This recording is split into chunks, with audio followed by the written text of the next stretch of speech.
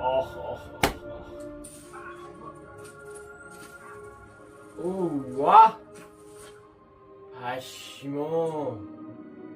یعنی میشه منم یه تار عنکبوتی بسازم؟ خدایا تو رو خدا.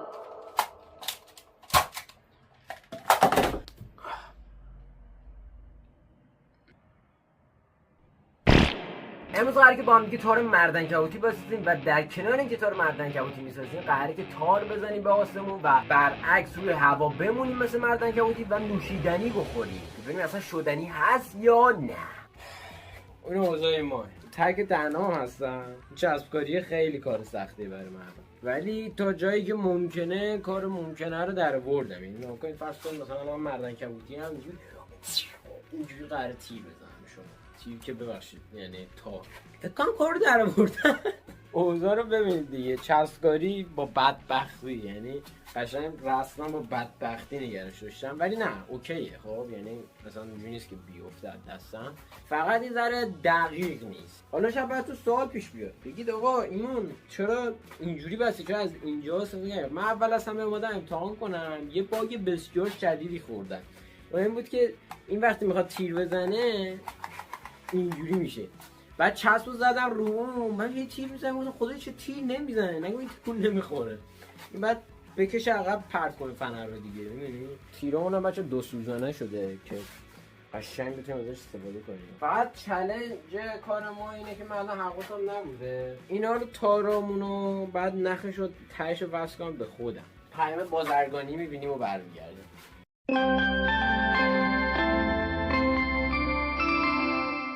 دوره برگشتم من و من دیگه همینجوری پیش برم دیگه بعد مثل مومیایی بشم.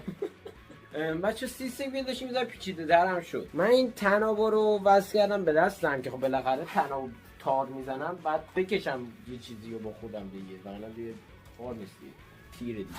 الان خدای جان مادره من ساعت ها زمان گذاشتم بشه فقط.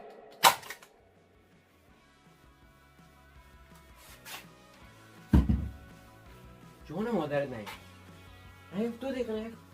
وای اون دنیا بابام بهم افتخار کرد. وای سوزن نره تو چشم.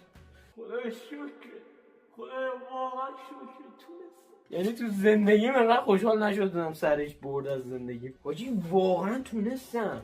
چقدر حال داد حاجی. این بزرگترین آرزوی هر بچه‌ایه. الان بچه‌ها این ویدیو دارید می‌بینید، برید شما به آرزوهاتون برسید، برید همینجوری مثل من از اینا بسازید. مطمئنا آرزوی تک تک پسراست که دیگه یه دونه تار بزنن تو زندگیشون. این واقعا میتونه برد بزرگی براتون باشه. این قشنگ یکی از بزرگترین آرزوهای من بود که من بتونم مثل مرد عنکبوتی تار بزنم. بچه‌ها اگه دوست دارید که پیشرفته اینو واقعا بسازم، میبرم بخرم و قشنگ بیارم امتحانش کنم، حتما برام تو کامنت‌ها بنویسید. میزنه ولی گیر نمیکنه.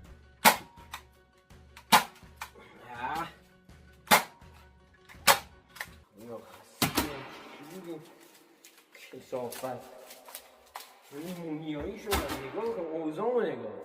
اومدیم برای پارت دوم. همونطور که میبینید تنابو من اینجا وصل کردم. الان اینو من اینجا گره بزنم که بتونم ازش آویزون بمونم و به عنوان تارم باشه. تقریبا نهیدی واقعا تار بزنم. من آردشون قبلا این کار انجام داده بودم و من واقعا نمیشه بدون مثلا با یه دست خودم اینجوری آویزون نگه دارم. خب و بخاطر همین مجبوریم که از سیب استفاده کنیم به جای سیب بخوریم. حالا بهتون میگم چه جوری دیگه ویدیو خودتون ببینید. خب بچه سیبمون اینه. بذارید یه امتحانی برام ببینید تا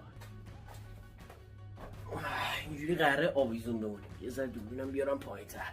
حالا تو همین پوزیشن قراره که سیبو بخوریم. کاری که الان باید بکنیم اینه که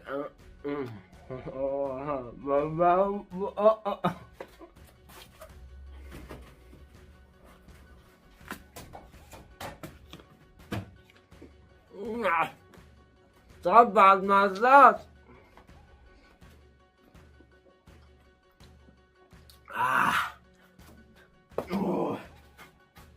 آی دستم بابا نصف سیب رو هوا چجوری خورم. حالا انگشتم دیدید انگشتم بر نمیکشه. پشمام. آب چرا گفتم نمیتونم بخورم؟ چون که آب اصلا غیر ممکنه. وای دستم آب اصلا غیر ممکنه، چون که مثلا من باید با یه دستم اینو نگه دارم، یه دستم آب بخورم، اصلا نمیشه. من اینکه با نی بخورم که اونم دیگه مسخره است دیگه. ما نتیجه میگیریم واقعا اسپایدرمن بودن سخت نیست و غیر ممکن نیست. من خودم الان اسپایدرمنم، بتمن البته هستم. حمایت کنید دیگه. چیکار کنم من دیگه؟ واقعا من باید چیکار کنم تو این ویدیو؟ حمایت کنید، روز دیده شیم ما بریم بالا، کار خیلی خفن تری میخوایم انجام بدیم. میبینمتون تا ویدیو بعدی. خدا نگهدار. خدایا امروز وقتش که ما هم گادفادر شیم. من اون خانومو خیلی دوست داشتم. ای بابا شو بابا دیالوگتو درست بگو دیگه، یه بار دیگه شروع. من اون خانومو واقعا دوست داشتم. ای بابا اصلا نمیدونم بعد چی بگم. بابا این دیالوگو درست بگو دیگه. اصلا من کار نمیکنم بابا، که وضعشه. آروم باش، چیکار میکنی؟ و از اونجایی که من عاشق فیلم ساختنم، امروز وقتشه که با هم دیگه هم گادفادر و اسپایدرمنو یکی از سکانساشو با هم دیگه بسازیم. یا خدا واقعا لبخند بزنید. عجب عکسی شد. خیلی خوب شد. اوی این کبوت حرومزاده دستمو نیش زد.